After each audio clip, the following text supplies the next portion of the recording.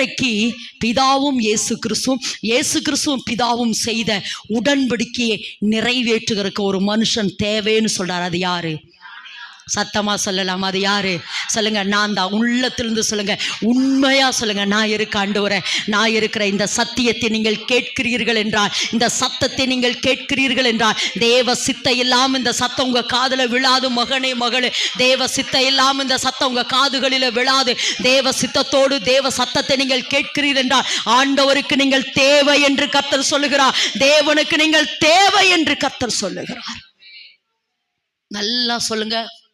என் முகத்தை பார்த்து சொல்லுங்க, இது ஏசப்பா நின்று கொண்டிருக்கிறாருங்கிற அந்த உணர்வோடு நான் இருக்கிறேன்.